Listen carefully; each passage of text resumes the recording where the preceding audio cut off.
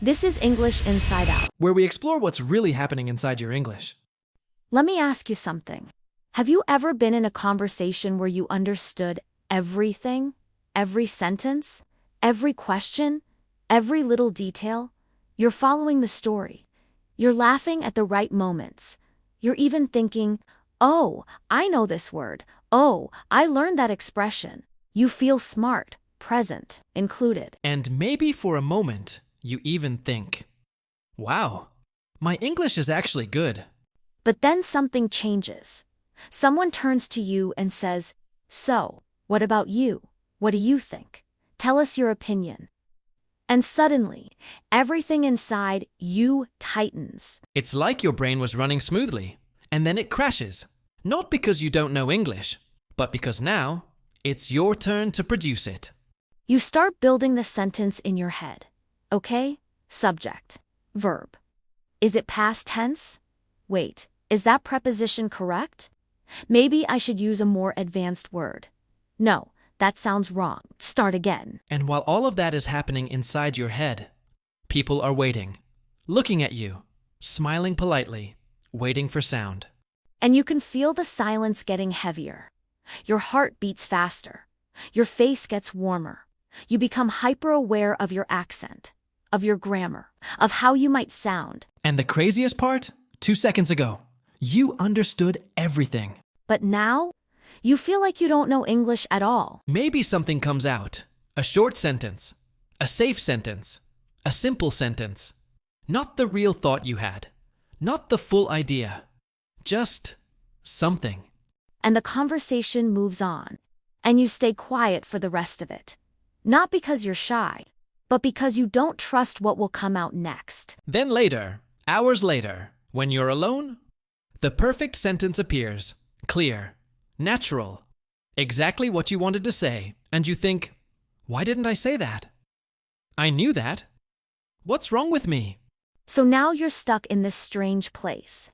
You understand English, but you don't feel fluent. You can follow conversations, but you can't fully join them. And that gap, that painful gap between understanding and speaking, is exhausting.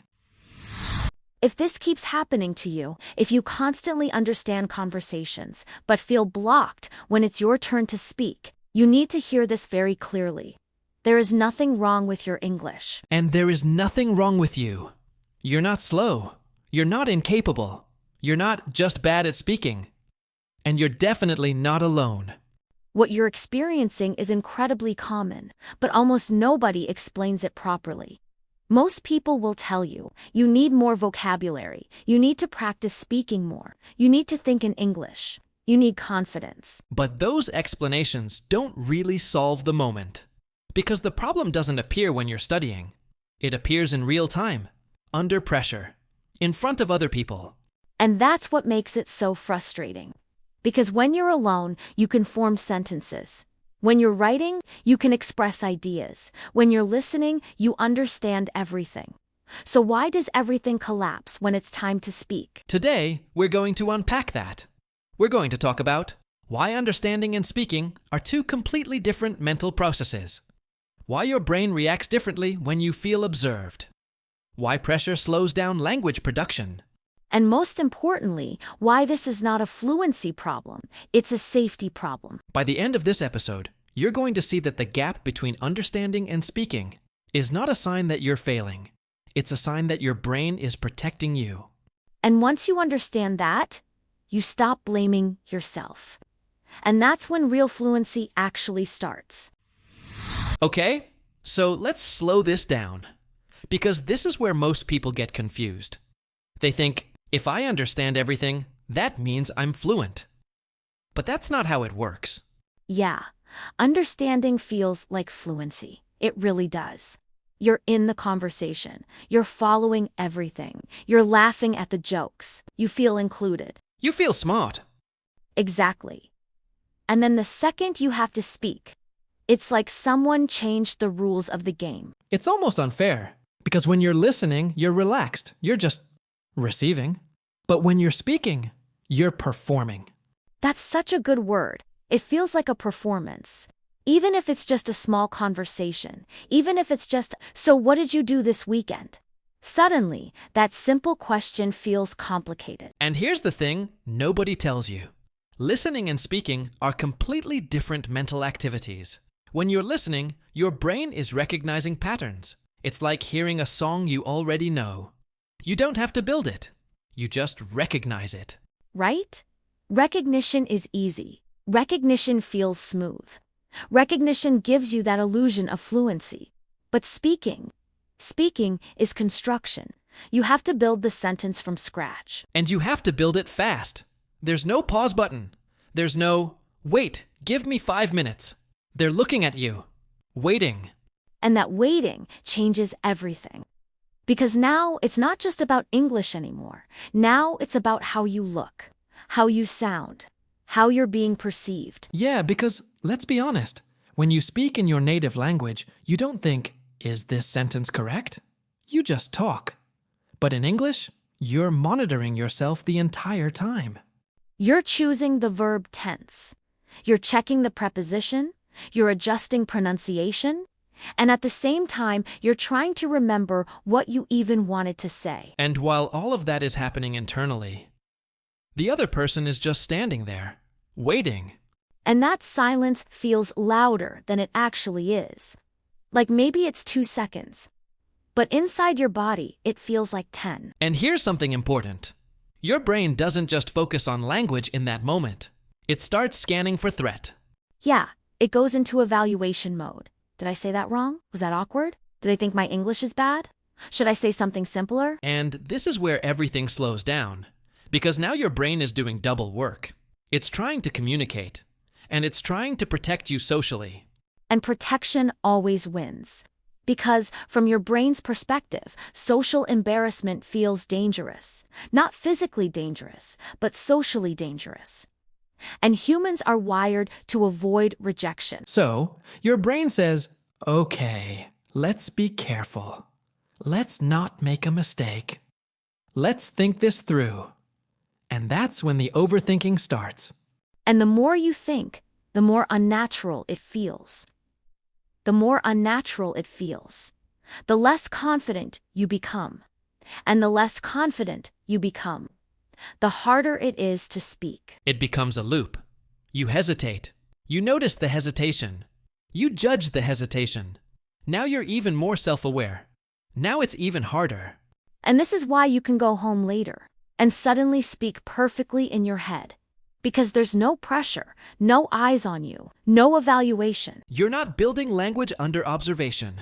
You're building it safely, and safety changes access.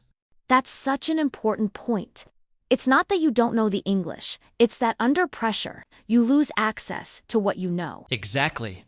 And people interpret that as, I'm not fluent. But that's not accurate. It's more like, I don't feel safe enough to be spontaneous. And spontaneity is what speaking really is. It's messy, it's imperfect, it's fast. But when you're constantly monitoring yourself, you can't be spontaneous. You're editing a live broadcast inside your head. And that's exhausting. Which is why after conversations in English, you feel tired. Not because you don't know English, but because your brain was multitasking the entire time. Language production, self-evaluation, social scanning, grammar checking, accent awareness, that's a lot. So when you say, I understand everything, but I can't speak, what's really happening is this. Understanding happens in a relaxed state. Speaking happens in a self-conscious state. And those are two completely different environments for your brain. And until you understand that difference, you'll keep blaming your level, instead of recognizing what's actually blocking you. Okay? So let's talk about what's actually happening in your head in that moment.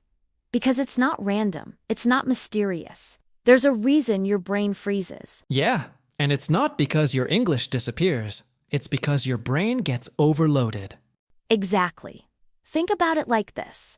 Your brain has a limited amount of mental space in the moment, like a small desk. When you're relaxed, that desk is clear. You can build a sentence easily. But in a real conversation, that desk is full. You've got the idea you want to express, the grammar you're checking, the vocabulary you're searching for, your pronunciation, the other person's facial expression, the fear of sounding weird. It's crowded. And when that desk gets too full, something crashes. Usually, the sentence. And here's where translation sneaks in. Because under pressure, your brain wants something familiar, something safe, and your native language is familiar. So even if you normally don't translate in high-pressure moments, you start doing it automatically, not because you're bad, but because your brain is trying to reduce uncertainty. It's like your brain says, okay, let's go back to what feels solid. So you think the sentence in your native language first. Then you try to convert it. But conversion takes time, and conversation doesn't wait. And while you're converting, the silence grows. And now there's even more pressure. Which makes your brain even more careful. And when the brain becomes careful, it becomes slower. And slower feels like, I don't know English. But it's not that you don't know it. It's that access gets blocked. That's such a key word. Access. You don't lose knowledge. You lose access under stress. It's like when someone asks you a super simple question in math unexpectedly. You know the answer, but because you feel put on the spot, you blank. And 2 minutes later, you're like, of course I knew that. Same mechanism. Stress narrows cognitive flexibility. Your brain moves into a more defensive mode. Less creative, less spontaneous, more controlled. And language, especially speaking, requires flexibility. You need to improvise. You need to adjust mid-sentence. You need to be okay with imperfection. But if your brain is in don't mess up mode, improvisation feels dangerous. So you default to shorter sentences, safer words, basic structures. Which is why so many learners say, I sound like a child. Not because their English is basic, but because pressure shrinks their expression. And here's another layer. When you're listening, you're processing one direction. Input. But when you're speaking, you're managing output in real time. That requires working memory. And working memory is very sensitive to stress. Yes, the moment stress increases, working memory capacity decreases, which means you can't juggle as many things at once. So what happens? You drop something, usually complexity. So you go from, I had this really interesting perspective about that situation, to, yeah, I agree. And then you walk away frustrated. Because that wasn't your real thought. And the more that happens, the more you start anticipating it. Which creates pre-conversation anxiety. You enter conversations already thinking, I hope I don't freeze. And that expectation alone increases pressure, which increases monitoring, which increases freezing. It becomes predictive. Your brain starts associating speaking English with tension. And once that association forms, your body reacts before your logic does. That's why sometimes you freeze even in low-stakes conversations, like ordering coffee. It's not about the coffee, it's about the accumulated tension. So when you say, my brain stops working, it's not stopping. It's reallocating resources. From communication to self. And that shift is subtle, but it changes everything. So maybe the real question isn't, why can't I speak? Maybe the real question is, why don't I feel safe enough to speak freely? Yeah, because when you really think about it, you can speak. You've done it before. You've had moments where it flowed, moments where you surprised yourself. But those moments probably didn't happen when you were trying to impress someone, or when you were being judged, or when you were afraid of making mistakes. They probably happened when you felt relaxed. When you forgot about yourself. When you weren't monitoring every word. When you weren't thinking about your accent. And that tells you something very important. Your English doesn't disappear. It expands and contracts depending on how safe you feel. Fluency isn't just about knowledge. It's about nervous system state. If your body feels tense, your language tightens. If your body feels safe, your language opens. And most learners never look at it this way. They attack the problem with more grammar, more vocabulary, more rules. As if fluency is something you install. But fluency isn't installed. It's allowed. An allowance requires safety. Think about how you speak in your native language. You interrupt yourself. You change direction mid-sentence. You say things imperfectly. You laugh at your own wording. There's freedom. But in English, you're trying to be correct. You're trying to be impressive. You're trying not to fail. That's a completely different emotional environment. And here's something that might feel uncomfortable. You don't actually need perfect English to speak. You need tolerance for imperfection. That's big, because when you stop trying to sound fluent, you start sounding more fluent. When you stop trying to control every word, your brain relaxes. And when your brain relaxes, access comes back. So maybe the shift isn't, I need to improve my English. Maybe it's, I need to change how I experience speaking.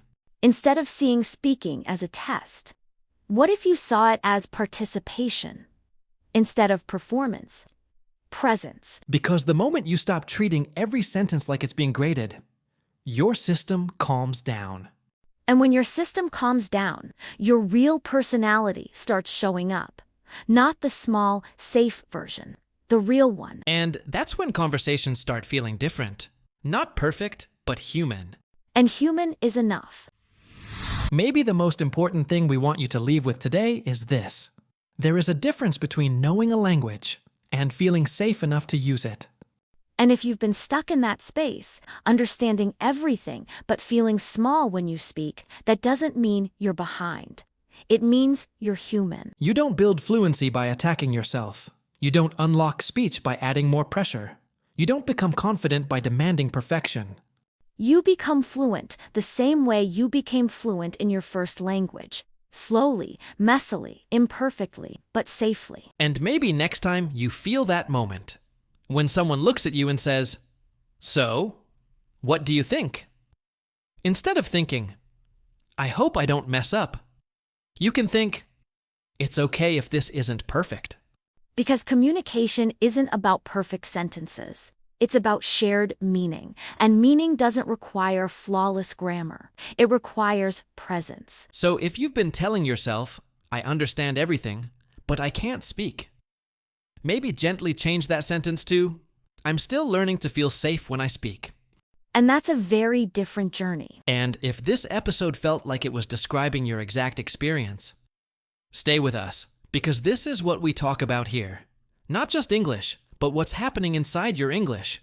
If you're trying to move from translating to actually thinking and speaking freely, subscribe to the channel. We release new episodes every other day. And if this resonated with you, leave a comment and tell us, what happens inside you when it's your turn to speak? Sometimes just putting it into words is already the first step. We'll see you in the next episode.